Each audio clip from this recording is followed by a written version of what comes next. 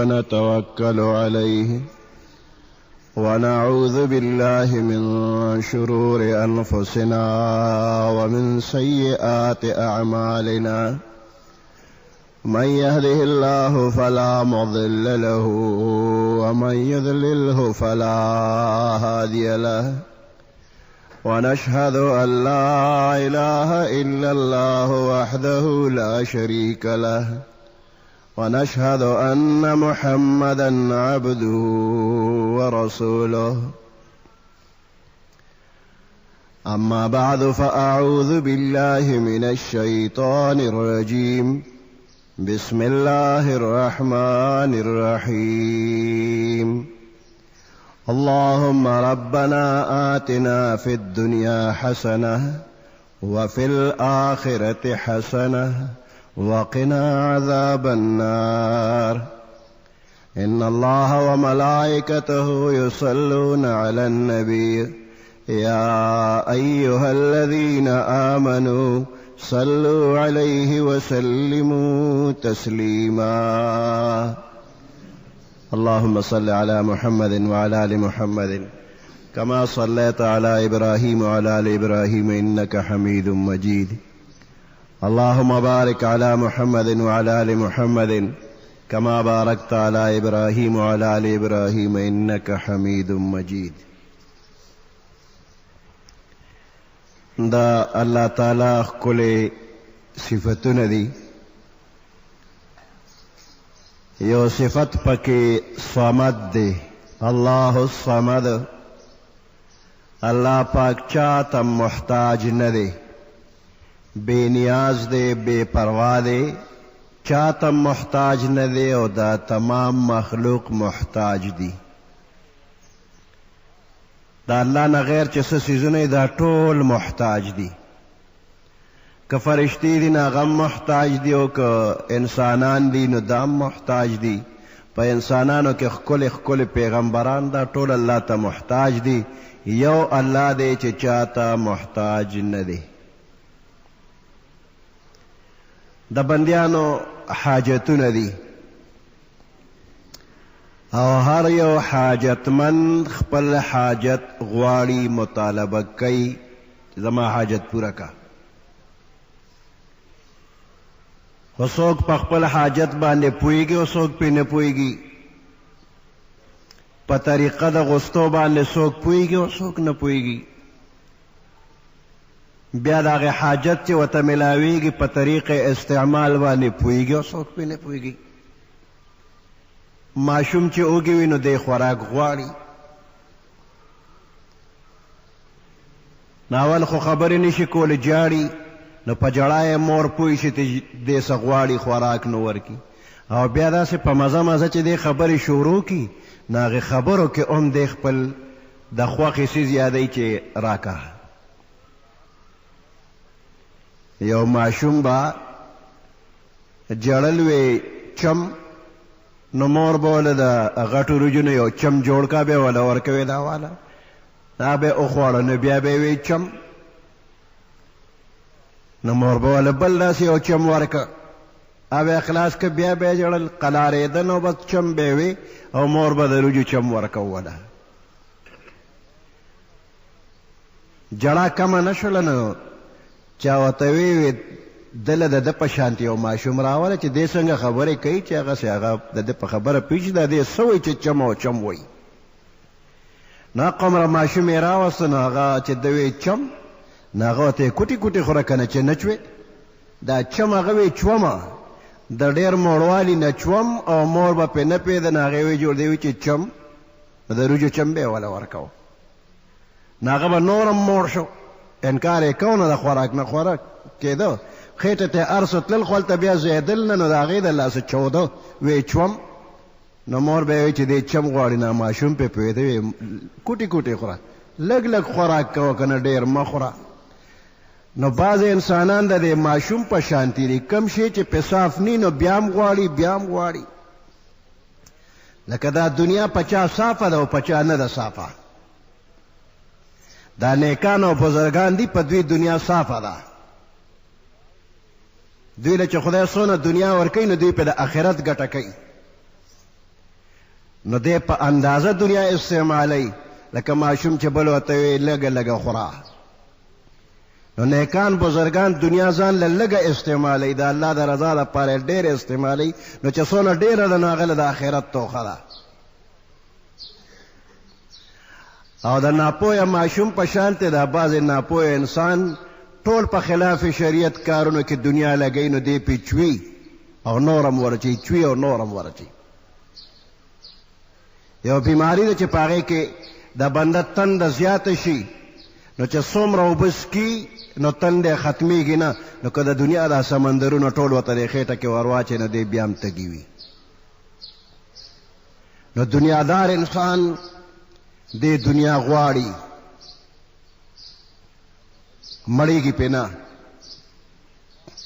نو د دنیادار انسان دا سترګې یا به په قناعت او په صبر باندې ډکې شي او یا به د قبر په خاورو باندې ډکې شي.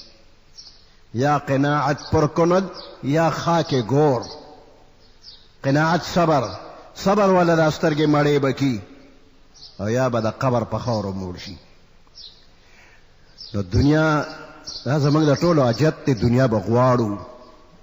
د دنیا نه انکار نه کېږي چې دنیا خراب شی دی او نه به یې غواړو، نه غواړو به دنیا، خو په یو خاص مقدار کې به یې غواړو، په اندازه باندې. دومره مینه ورسره وکړه چې د الله مینه پکې غالبه وي، نو د دنیا دا مینه دې مغلوبه وي. غیر چاپېره ټوله دنیا او د دې دا محبت دا یو دریاب دی، یو سمندر دی، خو د مسلمان دا زړه دا پکې کشتی ده. اوس دا کشتی ګورې بغیر د دریابه نه ګرځي، چې تا کشتی جوړه کړه د کوټې په چت ته ایښې، نو دې باندې ته څه فایده اخلي؟ هېڅ هم نه. په اوچه ځمکه کشتی پرته ده، عمر لرې پرتی، هېڅ فایده پکې نشته. نو دې سمندر ته کشتی ور واچو، نه کشتی نه، بیا فایده واخلي، مال پکې وړې راوړې او که انسانان پکې پورې باسي. نو د مسلمان دا زړه دا کشتی ده، او د دنیا دا مال او دولت او عیش او عشرت دا ورته سمندر دی.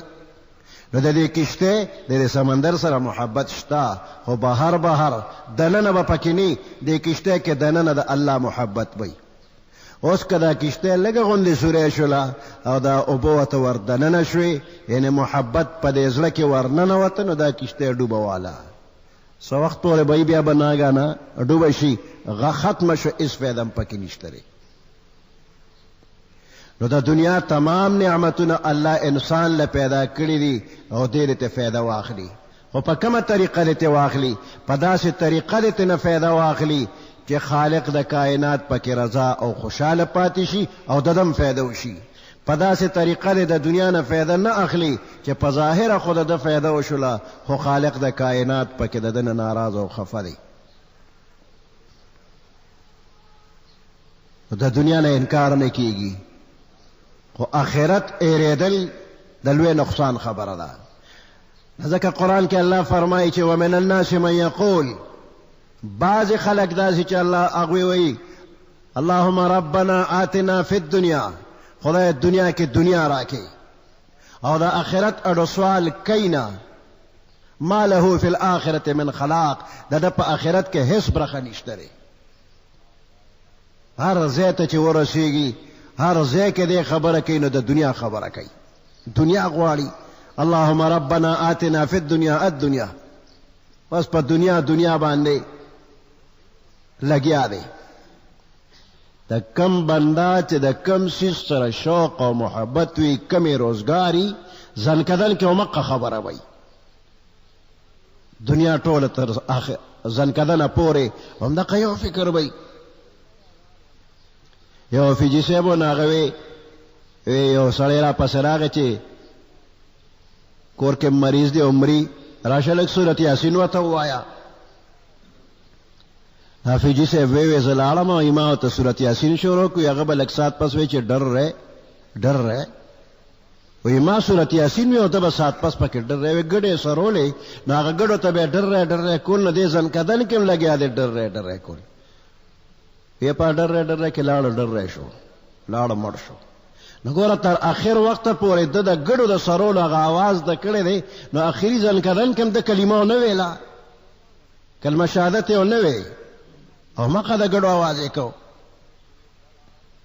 نو دنیا یو خاص اندازې پورې د دې مینه وکړه، دومره نه چې بس هر وخت دنیا او دنیا. دنیا غواړه خو صرف دنیا نه، د آخرت سوال به ورسره کې. زمونږ ډېر حاجیان صاحبان چې حج له لاړ شي نو د بیت الله په خوا کې ولاړي، د حجر اسود په خوا کې ولاړي، په صفا مروه ولاړي، عرفات میدان کې هم دقه د دنیا سوال کوي او د آخرت نوم نه اخلي. یو کس د حجر اسود خوا کې ولاړو، وی خدای چې پاکستان ته واپس ځم چې د رونو دکانونه مې د سرو ډکي، د رونو دکانونو لپاره حجر اسود خوا کې سوال کو. بل یو کس نه مې وری صفا مروه سره ولاړ دی دوا کوي، وی د عثمان غني د خزانو نه د نه غواړم. ټوله د دنیا خبره ده. نو د آخرت به کله غواړي چې په دغه خاص کل مقاماتو کې هم ته د آخرت سوالونه کوم، دغه دنیا او په خپل کلي کې هم دنیا، نو د آخرت به کله شي. روز دې تیره په شومې کړه شپه له خوابه، خدای به کله یادوي خانه خرابه. دا خدای به کم ځای کې یادو، د آخرت به کم ځای کې یادو. نو دنیا وسره خوا کې آخرت جوخته، ځکه دا دنیا خو لږه ده، دا فنا کېدونکې ده، ختمېدونکې ده، او آخرت دې نه ختمېږي. یو بادشاه ځان له محل جوړو، ماهرین یې راجمع کړل، وی ماله داسې محل جوړ کې چې پاغې کې هیڅ قسم عیب نه وي. نو ماهرین لګیو سوچونه فکرونه کول او نقشې تیارول او کار شروع دی. هر څومره موده چې تیره شوله او محل تیار شو نو بادشاه راغی او په خپله معاینه وکړه، پکې څه عیب او نقصان بیا نه مونده، محل ډېر اعلی دی. نو هغه بیا اعلان وکړ، وی زما دې محل کې څوک څه عیب او څه نقصان ما ته وښیې، که چاته پکې څه نقصان ښکاري چې هغه ته نه لرې کړم. نو چې څوک به راتلل او معاینه به یې وکړله، اخر کې به یې وی چې دا ډېر اعلی دی، دې کې هیڅ قسم عیب نشته دی. یو بزرګ هم راغی او دې محل ته ورننوتو، ګیر چاپېره یې وکتل، وی ډېر ښکلی محل دی، خو یو دوه عیبه پکې دي، او بس لاړو. بادشاه ته خلک رالل، ورته چې یو ملنګ راغی یو بزرګ، او دا خبره وکړه چې ډېر ښکلی محل دی، خو د دوه عیبه پکې دي او نور یې الو نه وی لاړو.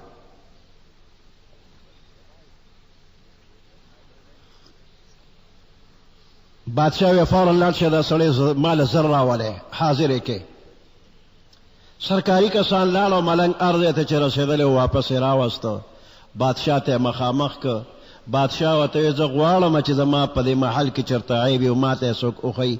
نو نن ته راغلی او تا وایي چې دې کې عیب شته، نو دې کې څه عیب دی ما ته یې وښیي. نو هغه وایي بیا ښکته پورته داسې محل ته وکتل چې ډېر ښکلی محل دی، خو دوه عیبه پکې دي.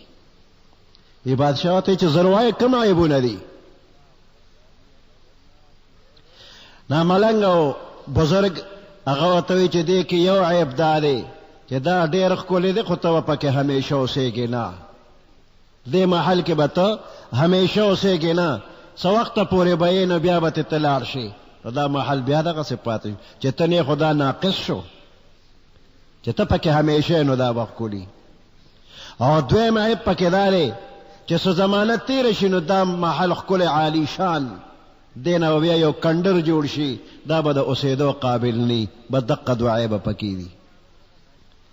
بادشاہ له فکر آخرت طرف ته راواړو چې زه به دې محل کې همیشه نه یم، او زما نه پس به څه وخته پورې خو دا محل آبادي، خو په دې به بیا فنا راځي، نو دا به کنډراتو شکل ته اوړي. وګوره د پخوانو بادشاهانو محلات د کنډراتو په شکل کې اوسه بالکل ختم شوي دي. وی دا شاهي قلعه ده، نو کم دی هغه شاه پکې کم دی، شاهی قلعه خدا خو شاه نشتا، د شاه دغه بادشاه خاندان والا څوک شته نه، هغه شاهي خاندان والا هم څوک نشته، هېڅوک هم نشته، جوړ یې که خو لاړه ختم شو. په قطر کې یو صاحب وای چې ما یو ډېر ښکلی محل ولیده، نو یې تپوس مې وکړ چې دا د کم بادشاه محل دی؟ وی چې دا د قطر د یو مالدار ترین تاجر بنگله ده. نو مې چې هغه سړی کم دی؟ وی چې دا په ډېره موده کې دونه وخت کې تیار کړی دی، او چې کله تیار شو نو 4 کاله په دې کې اوسېدلی دی، بیا وفات شو. مې ورته چې اوس کوم ځای کې دی؟ وی چې دغه ځای کې یو مقبره ده، هلته قبر دی. وی چې لاړم نو یو خوشي ځای و او په هغې کې 2 قبره وو. مې چې دا یو خو د مالدار ترین تاجر قبر دی، دا خوا کې بل قبر د چا دی؟ وی چې دا د قطر د یو ملنګ چې په بازار کې به خیر غوسته دا دغه قبر دی. یو خوا مالدار ترین تاجر د ملک، خوا کې ورسره د دنیا ملنګ، دواړه یو ځای ته لاړل. د دغه بزرګ محل وکته، وی ډېر ښکلی محل دی، خو یو دا چې ته به پکې همیشه اوسېږې نه، او دویم دا چې ته به نه، نو دا به کنډر جوړېږي. او بیا ورته وایي چې دې محل باندې د څونه خواري کړې ده، نو څو ورځې پس به ستا یو بل مقامي 2 ګزه قبر دی، هغې دپاره دې څومره انتظام کړی دی. وی بادشاه حیران پاتې شو چې واقع عیبونه خو داسې دي چې دا زما د وسه بهر دي، همیشه پاتې کېدیم نشمه، او تر قیامته دا محل قایمېدیم نشي، دا به غورځېږي. البته قبر بیا داسې ځای دی چې د قیامت د ورځې پورې د هغې نه بنده وځي نه، او مخکې کې پروت وي. نو په دې دنیایي محل کې چې په اوړي کې د یخنۍ انتظام کې پکې، او ایر کنډیشن پکې لګې، او په ژمي کې د ګرمۍ انتظام کې د ایټرو انتظام دی کړی دی پکې، او د حسن د پاره پکې قسم قسم نقش و نگار کړی دی، د آرام د پاره صوفې او متکې وغیره بسترې پکې دي. د قبر لري څه کړي دي؟ نو دا ځای له دونه کار وکړه چې څونه پکې اوسېږي، او قبر له دونه کار وکړه چې هغې کې څومره اوسېږي. نو په دې دنیا کې خو چې د یو بنده عمر زیات شي، نو خو یو 100 کاله دي شي، یو 200 کاله دي شي، او د نوح علیه السلام عمر دی شي 1000 کاله دی شي، 1050 سال د نوح علیه السلام عمر. څه شوله؟ اوس ورپسې بیا څونه زرګونه تیر شو او تیر به شي، دغه علم خدای ته دی، په قبر کې به څونه وخت تیریږي. د هغې دپاره فکر وکړه، د دنیا سره محبت وکړه، او په یو اندازه، د اندازې نه زیات نه، چې د دنیا یو څیز در نه فوت شي او ستا ورپسې بیا زړه خوږېږي او بیا غمجنې او جاړې، نو دا جړه چې د دنیا د څیز پسې کې، نو دغومره د آخرت پسې وکړه. دغه جړه د آخرت له پکار ده، دنیا له نه. د دنیا څیزونو پسې جاړه ما. که د دنیا یو څیز در نه فوت شو، در نه ختم شو، او ستا په زړه اثر ونه شو، ته غمجن ښکاره نه شولې، نو ستا د دنیا سره محبت نشته. او که د دنیا یو څیز دی د لاسه لاړ او ته پسې جاړې، نو ستا دنیا سره ډېره مینه ده. نو دا دونه مینه چې جړا پکې کېږي، دا د آخرت سره پکار ده، دا د الله د یارې دا جړا پکار ده، د دنیا د یارې نه. شیخ عبدالقادر جیلانی رحمت الله علیه داغه څه تجارتي مال را روانو بحري جهاز کې، څوک راغی ورته وایي چې حضرت هغه بحري جهاز خو ډوب شو. وی لږ ساعت یې سر ښکته کړ او بیا سترګې پورته کړې، وی الحمدلله. چې څه وخت تېر شو، بیا بل سړی راغی، وی حضرت هغه خبره دروغ شوله، بحري جهاز ډوب شوی نه دی، صحیح سالم دی. وی بیا سترګې ښکته کړلې، لږ ساعت چپو، وی بیا سر پورته کړی چې الحمدلله. وی بیا تېنه خادمان تپوس کوي چې حضرت وختي خو خبر راغی چې بحري جهاز د مال سره ډوب شو، نو په هغې م الحمدلله، او بچ شو په هغې م الحمدلله. په دې خو موږ نه پوهېږو، وختي خو د غم خبر راغی، نو په کار چې تا چې انا لله و انا الیه راجعون، هغې سره خو الحمدلله نه وه په کار. د شیخ عبدالقادر جیلانی رحمت الله علیه ورته وی وی چې کله ماله خبر راغی چې بحري جهاز سره د ماله ډوب شو، ما د خپل زړه ته فکر وکړ چې د دنیا په دې ختمېدو باندې په دې زړه څه اثر وشو، زما چې د الله سره کم تعلق دی هغې باندې څه اثر وشو. وی ما دې زړه ته کتل هېڅ اثر پې ونه شو. د الله سره چې کم مینه محبت دی او کم ربط او تعلق دی هغې باندې اثر ونه شو. وی په هغې مې وی چې الحمدلله. وی لږ ساعت پس چې بیا خبر راغی چې بحري جهاز صحیح سالم دی، مال تباه شوی نه دی، وی بیا مې زړه ته وکتل چې په دې باندې په دې زړه څه اثر وشو د الله سره چې کم تعلق دی. وی بیا راته راغله معلوم شو چې هېڅ اثر پې ونه شو. وی بیا مې وی چې الحمدلله، که دنیا راله او که دنیا لاړه زما پې څه، زما تعلق د الله سره دی، زه د الله یم او د الله چې کم څیزونه یې مال یې راکړي دا زما دي، الله زما او زه د الله. نو چې کله د دار سې مقام ته ورسېدلې چې ستا د الله سره دومره محبت دی که دا دنیا رکه شوله او که شته شوله پتا اثر نه کېږي، نو ته د الله عاشقې، او کله د دنیا څیزونه سره جاړې را جاړې نو ته د دنیا عاشقې.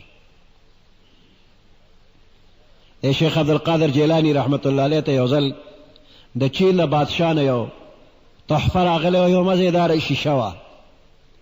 نه کله کله چې هغې به مانځه ته ځان تیار کړ نو دغه شیشې ته به مخامخ شو، ځان ته به یې وکتل، پټکې به یې سم کړ، ګیره مبارکه کې ګمنځ به یې وواله، ځان ته به یې وکته، بیا به مانځه له لاړو. ډېره قیمتي شیشه وه.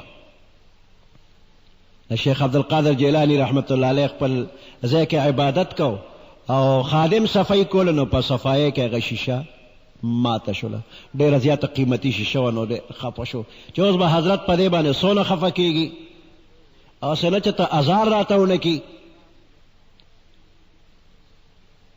نو بیا داسې په یره یره راغی او حضرت ته وایي چې از قضا آیینه چینی شکست. بس د الله فیصله وه، د تقدیر لیکو آیینه چینی شکست، هغه د چین شیشه ماته شوله. چین والا بادشاه چې کومه شیشه را لېږلې وه د مخکې ته ماته شوله. از قضا آیینه چینی شکست. د دې ورته خوب شد اسباب خودبینی شکست. خوب شد، ډیر خو شو، اسباب خودبینی شکست. د خپل ځان د کتو اسباب ختم شو، اوس به زه ځان ته نه ګورم، بس الله ته به ګورم، څه به شیشې ته ګورم را ګورم. نو د دنیا څیزونه که ډېر هم ښکلي دي خو دا بس ختمیږي، فنا کېږي او بنده ترې نه روان دی. نو کوم اړخ ته روان دی؟ نو د حق اړخ فکر.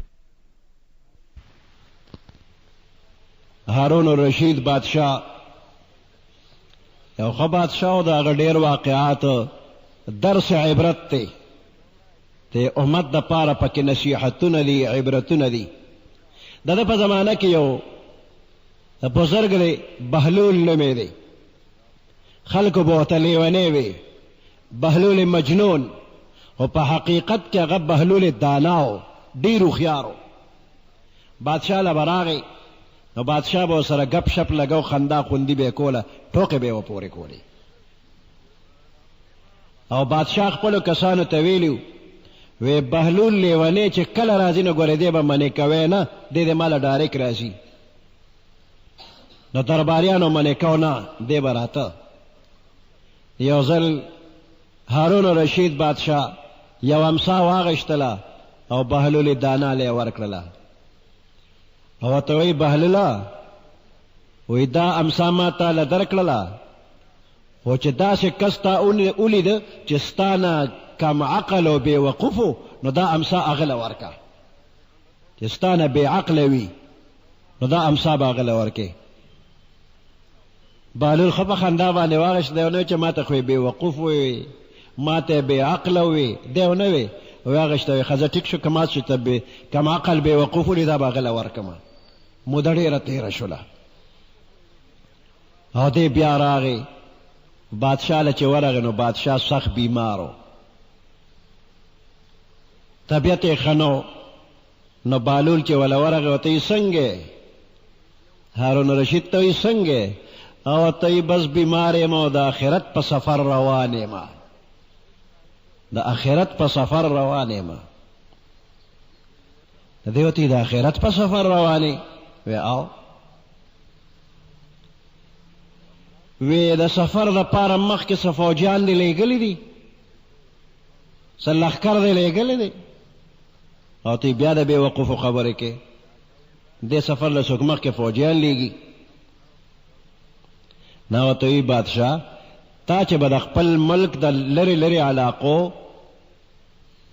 سفر کو او ته به چې تتلی نو مخکې به دلته فوجیانو لیږل، ستا لپاره به مخکې انتظام وکړ، په لاره باندې د دمې دپاره به یې ځای نه جوړ کړ، نو هلته به تا دمه کوله، د خوراک څښاک انتظام به حفاظت له فوجیان به. نو ته چې د آخرت په دې سفر روانې نو د دنیا وړو سفرونو له خو تا به فوج لیږه، خوراک څښاک به دې لیږه، ځای په ځای د دمې او د دیرې ځایونه به دې جوړول. اوس دې لوی سفر له چې ته روانې نو مخکې دې لښکر لیږلی دی، څه توخه دې لیږلې ده، خوراک څښاک دې لیږلی دی، د دمې ځایونه دې جوړ کړي دي. وی هارون رشید سترګې ښکته کړه چې واقعي ما خو د دې سفر دپاره مخکې انتظام نه دی کړی. نو بهلول سره امسا وه، وی بادشاه ستا نه زیات بې وقوف ما لیدلی نه دی، دا امسا ستا ده، همتاله مې واپس در کړله، تا وی چې دا چا کم عقل له ورکه، نو ستا نه زیات کم عقل نشته چې د دنیا د سفرونو انتظام کې او د هغه ځای دپاره د هېڅ انتظام نه دی کړی. هر بنده دی د ځان ته فکر وکړي چې زه په دې دنیا کې څومره یم، نو د دې دنیا د راحت انتظام دې دومره وکړي چې څونه پکې دی، مال دومره را پیدا کا، بچي دي دې بچو دپاره د آرام او د راحت انتظام وکړه، یاران دوستان دي دوی دپاره د آرام او د راحت انتظام وکړه، خو دا ټول به پاتې کېږي، دومره انتظام وله وکړه څومره چې د دوی ضرورت دی، د ضرورت نه زیاتي ورله مه کوه، ځکه ضرورت نه زیاتي دا ټول پاتې دي، ځان سره یې څوک هم وړی نشي. انسان د خپل زندګۍ تر اخره پورې چې وسې کېږي نو دی کوشش کوي چې ډېر سره پیدا کړمه، او چې کله انسان وفات شي د دې بدن سره متعلق حالات دي، نو چې څنګه دی مړ شو نو ګوره د یو روح دی، دقه روح ته نه فرشتو یوړه، روح فرشتو یوړه، بدن پاتې شو، نو بدن چې په دې قبر کې کېښوده نو په دې بدن کې دا غوښه ده، نو غوښه ته چینجو یوړه، او بهر دنیا کې مال دی نو مال ته وارثانو یوړه، غوښه یا په قبر کې چینجو خوړلې ده او یا نه ده خوړلې، خو دې خوا چې څه مال و نو هغه وارثانو واغېسته، او بیا دې اډوکې پاتې شو، نو چې څه موده تېره شي نو دا اډوکې دې خاورې وړله، خاورې شو، نو یو دې عمل پاتې شو بس، نو روح دې فرشتو یوړه او غوښې دې چینجو یوړی او اډوکې دې خاورې یوړل او مال دې وارثانو واغشته، او پنځم نمبر کې یو عمل دی که نیک دی او که بد دی، بس دقه پاتې دی، دا عمل دې بیا نه ختمیږي. نو که د بدۍ عمل کړي وي نو د دې بد عمل نه بیا ماران لړمانان اژدهاګانې جوړیږي، او په دې قبر کې د انسان له ټک ورکوي، ګنده شکل کې سا شکل کې قسمه قسم موزر زناور ته جوړیږي، هغه دې بنده له راځي او ټک ورکوي او خوږی یې، او که نیک اعمال چا کړي وي نو د هغې نه ښکلې ښکلې شکلونه جوړیږي، او په دې قبر کې دې مړي سره وي او تر قیامته دې خوشحاله ساتي. نو بس یو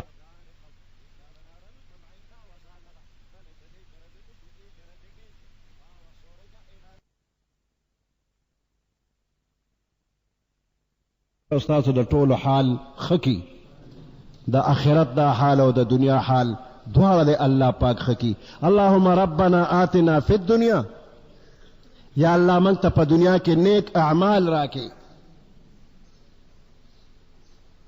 وفي الآخرة حسنه، اللهم ربنا آتنا فی الدنیا حسنه، خدای دنیا کې نیک اعمال را، وفي الآخرة حسنه، او په آخرت کې د هغې نیک ثوابونه راکړه، وقنا عذاب النار، او موږ د عذاب د اور نه د جهنم د عذابونو نه بچ کا.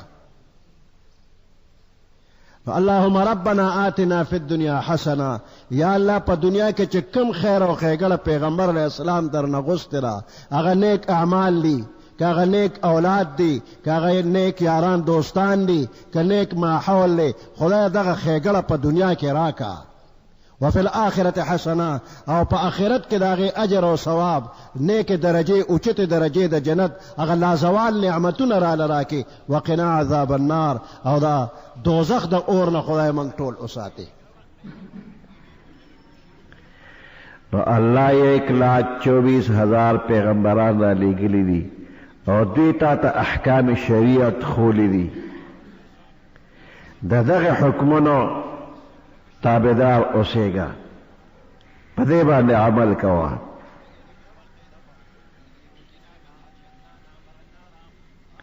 دین د عقل تابع نه د نقل تابع نو الله په خپلو کارونو خپېږي هر کار په حکمت سره کړی دی عبس یې پکې هېڅ نه دی کړی نه الله عبس کار کوي نه رسول الله عبس کار کوي ربنا ما خلقت هذا باطلا سبحانك فقنا عذاب النار نو دا لویه دنیا دا عظیمه کارخانه دا الله پیدا کړې ده او دا یې عبس نه ده پیدا کړې دا انسان ژوند دی څه دپاره پیدا دی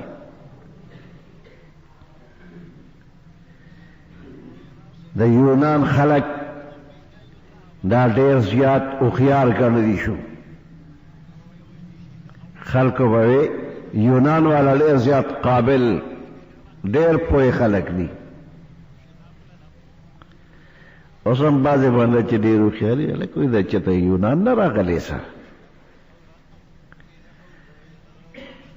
نو یونان والا ماهرینو د پیغمبر علیہ السلام پیدایش نه مخکې د یونان هغه هوښیار خلک هغې را جمع شو او یو میټینګ یې وکړو وی دا انسان الله څه لپاره پیدا کړی دی نو ډېر بحثونه وشو مجلسونه وشو آخر کې فیصله وکړله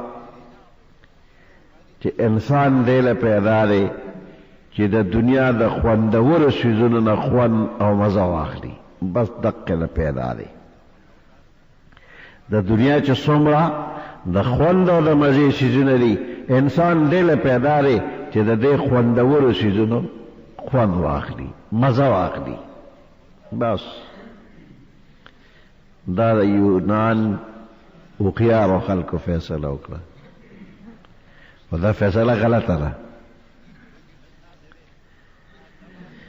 ولې غلطه ده دنیا کې ډېر خوندور څیزونه دي او د دې خوندورو څیزونو نه انسان فایده نشي اخیستی خوندور څیزونه به مخې ته پراتی او د انسان به ورته جاړي خوند به به ترې نه اخلي د ده په ځای خو ځناور ښه دی د خوندورو څیزونو نه خوند او مزه خو دا ځناور ښه اخلي ښه مزېداره شنه ګیا ده ښه خوند کوي هغه غوایي پرې را پرانځه خوند او مزه به واخلي ښه به وخوري غوا را پرانځه ښه به وخوري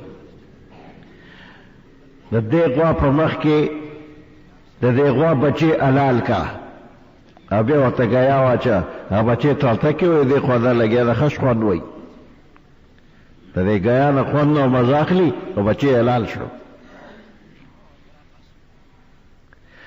ښه مزېدار پولاوره والا ګډان چرګان سرخ پرخ دی ورته کړی دی او ښه مزېدار میوه جات دي یو سړي ته یې مخې ته کېده او ناګهانه د هغه له سترګو نوښ کې شروع شوې پروس کال مې بچی مړ دی مې را یاد شو پروس کال مړ دی هغه ماشوم پاک مې را یاد شو لړکه دا طعام مې د مخړه ته مې نه کېږي په اړه مې خبره پروسکنې مړې اوس یاد شو دې د دې خوراکونو نه مزه اخیستی شي نشي اخیستی که اوس دته څوک وایي چې بچی دې پالشي کېږي د ده مخکې نه پالشي کوي د مخکې نه پالشي کېږي هغه بچه ته په پرده کې حکومت یې پالشي کوي خو ده ته ښه طعام مخې ته کېدی به وخوري دی بچی ویني نه، یار اشنا ویني نه، رشتہ دار ویني نه، خدای خبر شوی چې هغه پانسی کیږي، نو دی د خوندورو څیزونو خوند نشي اخیستی. زوړ غم ورته راشي، راتلونکي غم ورته مخې ته راشي، د خوندورو څیزونو خوند انسان نشي اخیستی. د دې په ځای خو ځناور یې ښه اخلي. نو د انسان د ژوند مقصد د خوندورو څیزونو خوند مزه اخیستل نه دي. انسان دې له نه پیدا چې دې خوند او مزه واخلي، بل مقصد دی. هغه مقصد د پاره دا انسان الله پاک پیدا کړی دی. اوس که دغه مقصد الله او د الله رسول موږ ته نه ښیي او د تمام انسانانو ته وایي چې سوچ وکړئ چې هغه کوم مقصد دی، نو هغه مقصد به پیدا بھی نہ کی. پاکستان کا مطلب کیا؟ لا الہ الا اللہ. پاکستان سره جوړ شو لا الہ الا اللہ لپاره. قانون پکې تر اوسه پورې راغی، اسلامی قانون د خلکو لا اختیار ورکړی شي ځان له قانون جوړ کړي. 50 کاله کې د دې قوم په یو خبره اتفاق رانغی. نو که د انسان د زندګۍ مقصد معلومون د انسان ته حواله شي، نو پاکستان ته جوړ شو، ټوله دنیا د پاکستان دی، د الله حکم باندې معلوم نشي. شیطان در پسې لګېدلی دی، تا نه پرېږدي دی ته چې ته د ژوند مقصد معلوم کړي. نو ښه الله پاک پخپله ووایي وما خلقت الجن والانس الا لیعبدون. پیریان او بندیان انسانان سره الله پیدا کړی دي. د دوی د ژوند مقصد څه دی؟ د ژوند مقصد یې دا چې دوی د الله عبادت وکړي. وما خلقت الجن والانس الا لیعبدون. انسان اصل دی او پیری دا د تابع دی. نو دا انسان او پیری دا الله عبادت له پیدا کړی دی. نفس او شیطان هم ورسره شته. پیری په تعداد کې زیات دی او انسان په شمار کې کم دی. په یو ځای کې چې یو انسان موجود وي نو 9 به پیریان موجود دي. دا لس شو. هر ځای کې چې یو انسان موجود دی 10 پیریان دي، دونه زیات دي. شمار د دوی زیات دی. آیات کې ذکر د هغې مخکې شو وما خلقت الجن والانس الا لیعبدون. نو بنده به عبادت کوي، دې له پیدا چې عبادت وکړي. د دنیا دا نور کارونه دا مقصد نه دی، ضرورت دی. دا ضرورت دی، مقصد نه دی. لکه بنده یو ښکلی مکان ځان له جوړ کړي، ډېرې پیسې پرې ولګوي، خو په دې کور کې هر څه شته، یو پکې فلش هم دی، د اودس ماتي ځای، په هغې هم خلک ډېرې پیسې ولګوي، ښه مزېداره یې جوړوي. خو دغه ځای کې دی د شپې وله کېدی شي، یا د ورځې د تنهایۍ کې پټې ډډه لګوي، نو هلته تللی شي چې اودس ماتي ځای کې به یې پټې ډډه ولګوم بیا به ورځم.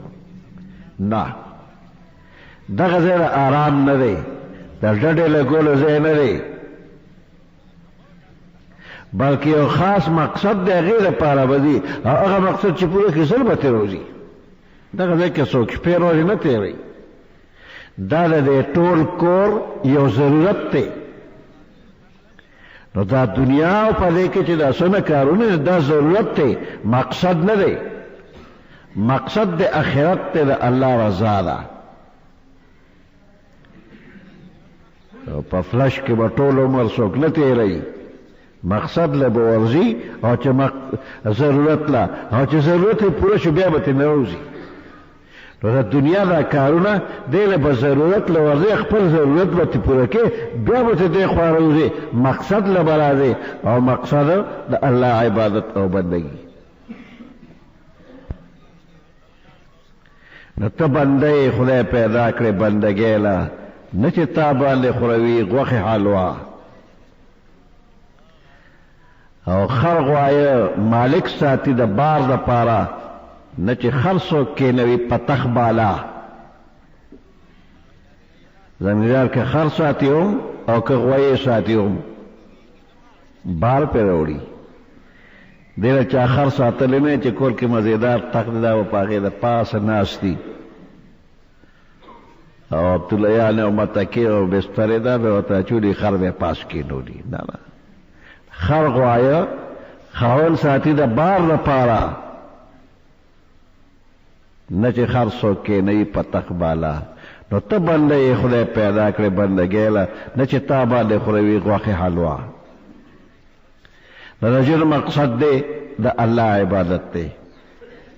که د عبادت او بندګي ته نه لرې کې نو دا ټوله زندګي نه ده دا شرمندګي ده. اوس دا دنیا به ختمیږي او د دې دنیا مقصد دی دی که تا ته ما ته معلوم نشو. هغه مقصد به پس د مرګ بیا معلومیږي.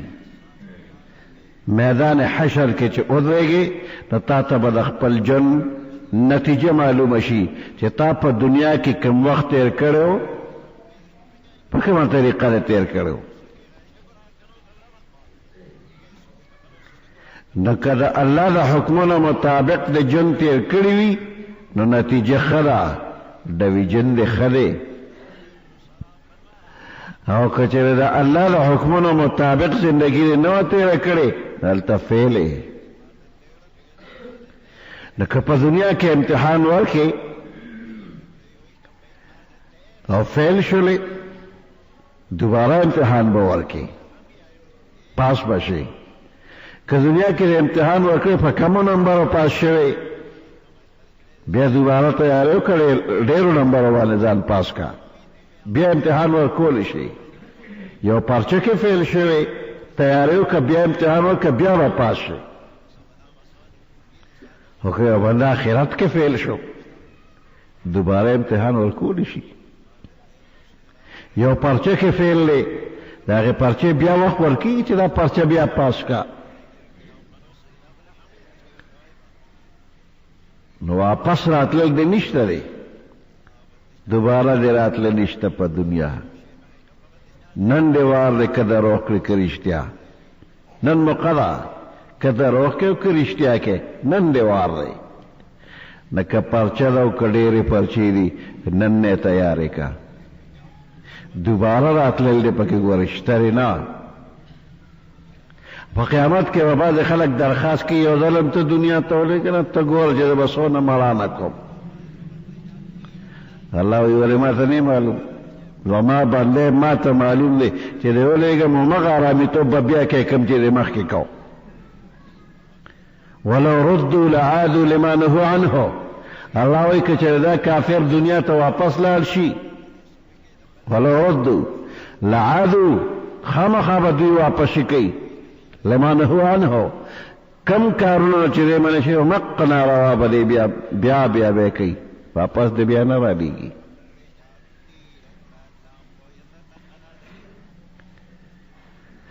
الله فرمایي قیامت به راځي وان الساعة لآتیة لا ریب فیها قیامت به خامخا راځي. وان الله یبعث من فی القبور هذه قبرونه کې چې څومره مخلوق دي دا به ټوله الله دې قبرونه نه راوباسي بیا به ځان ته مخامخ کړي. یبعث من فی القبور اسی یوازې قبر دی ته نه چې تاسو مقبره کې قبر وکنستو لحد دې پکې جوړ کړه مړی دې پکې سنبال کړه قاضي ولګې قبر دې پې واړو دغه قبر دی یوازې دا قبر نه دی. یو انسان په یو خوش ځنګل کې یوازې مړ شو، مارغان او حیوانات زناور راله او د ده غوښې وخوړلې. دله چا خبر وکنیسته؟ چا هم نه. زناور راغی او ده یې وخوړه، د زناورو خېټې ته ورسېده، دغه قبر شو. بیا دغه زناور یې هغوی عزم که، د هغې د ګېډو نه راووته، د فضلې په شکل کې دغه فضلجات په دې ځمکه باندې پراته دي. ذره ذره چې چا ته پته لګي چې دا یو انسان دی زناورو خوړلی عزم شوی دی، هغه د هغې ګندګي دی که انساني ذرات دي، چا ته هم پته نه لګي. الله ته پته لګي دا دې بنده ذرات دي. اوس یې دغه ځای قبر دی. دنیا کې انقلابات ځي و راځي، دا خاوره دې ځای نه بل ځای ته لاړه، بل ځای ته لاړه، مختلفو ځایونو ته ځي راځي. چې کوم ځای د انسان د بدن دا ذرات پراته دي، بس دقه ځای یې قبر دی. په سمندر یو بنده لو شو، د اوبو مخلوق وخوړه، عزم یې کړه، د سمندر ویښ تلا او تل کې پروت دی. دغه ځای قبر دی. او چې د انسان د بدن اجزا په کوم ځای برقرار پاتې شو، دقه ځای قبر دی. وان الله یبعث من فی القبور، الله به دا بندیان راوباسي دې قبرونه، بیا به ځان ته پیش کوي، بیا به تپوس کوي. کوم انسان کې چې تقوا ده او د الله یره پکې ده، دا بنده بچ دی. او د کم کې چې د الله یره تقوا پرهیزګاري نشته، دی ناکام دی.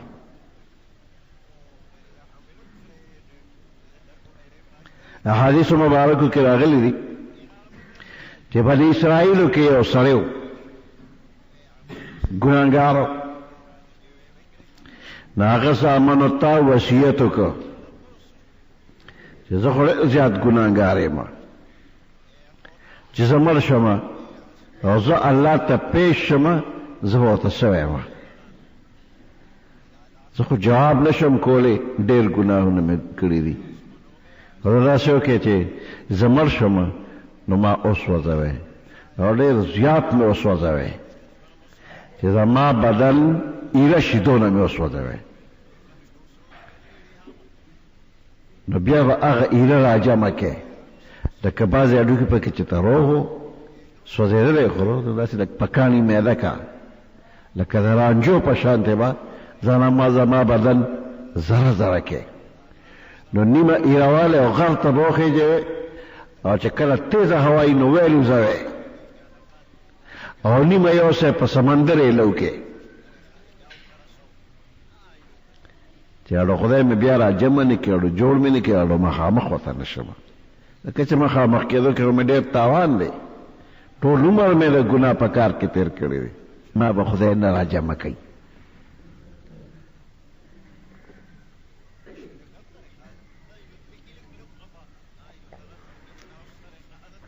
زامنو د وصیت مطابق دقسې وکړ.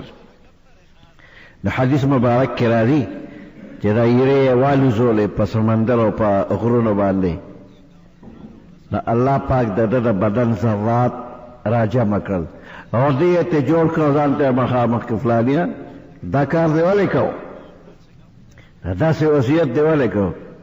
نو دې ورته یا الله ستا نه ډېر یېرېږم، ته ما له کوم قسم سزا راکړې؟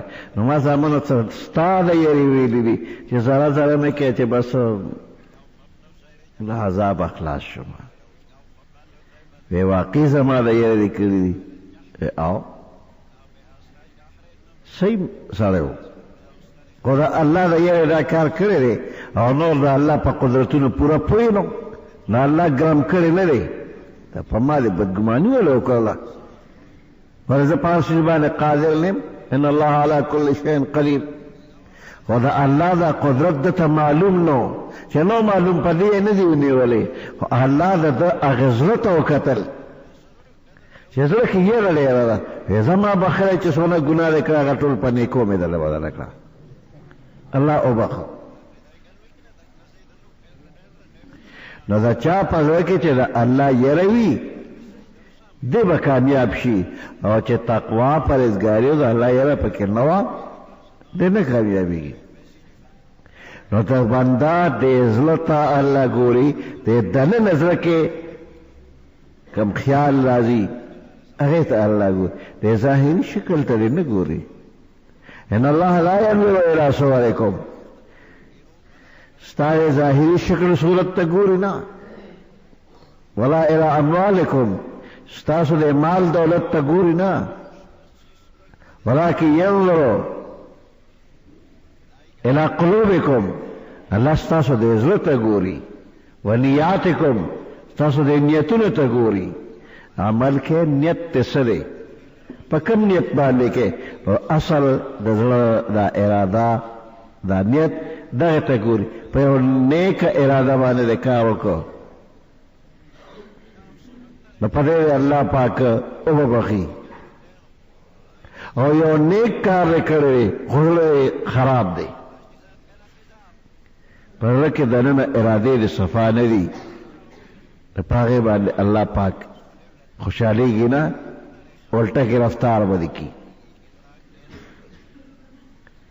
د نیکۍ کارونه ډېر زیات دي، خو دې سره نیک نیت هم پکار دی، اخلاص پکار دی.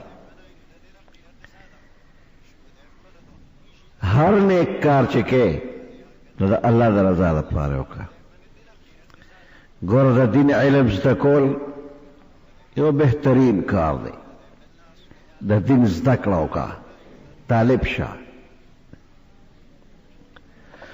چې ته طالب شې او په اخلاص روان شي نو ستا د قدم د برکته چې ته په یو قبرستان راځې، په دغه قبرستان کې ګناهګار مړي دي، ستا د قدم د برکته به الله وبخي.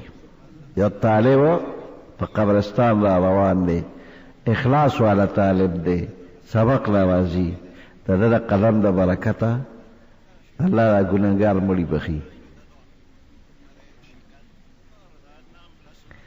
د یو طالب او د یو عالم د خپو پیزار د الله په نظر کې د عرش نه اوچت دی.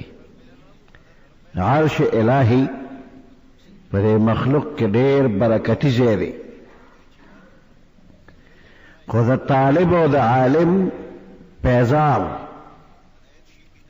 د عرش نه اوچت دی. دا ولې؟ وی دا ځکه عرش کې حرکت نشته،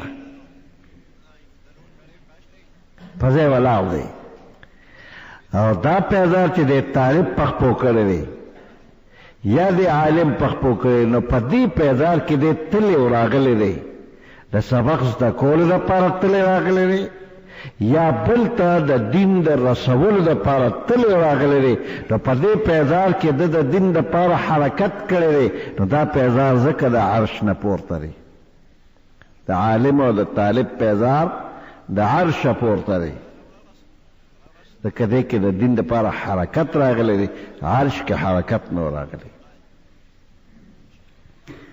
خو دا طالب په اخلاص روان دی، د عالم په اخلاص دی، نو دی د عرش پورته دی.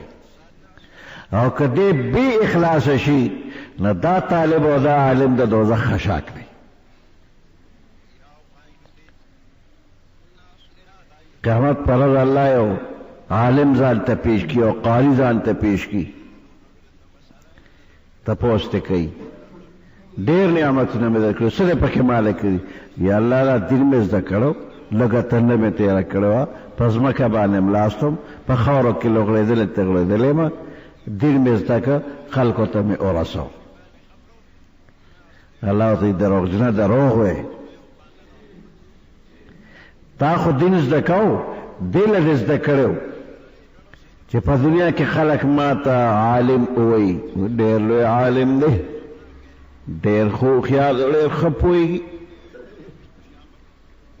ډېر بهترین قاری دی، او دقه نوم تا اغوسته، دا نوم تا ته ویلی شوی دی په دنیا کې، مولوي صاحب ویلی شو، عالم صاحب درته ویلی شو، قاری صاحب درته ویلی شو، او دقه دی غرض و، او دا غرض په دنیا کې شوی دی، ما سره هېڅ برخه نشته. فرشتو ته ویې ته وایي بند په بند دوزخ کې واچوئ.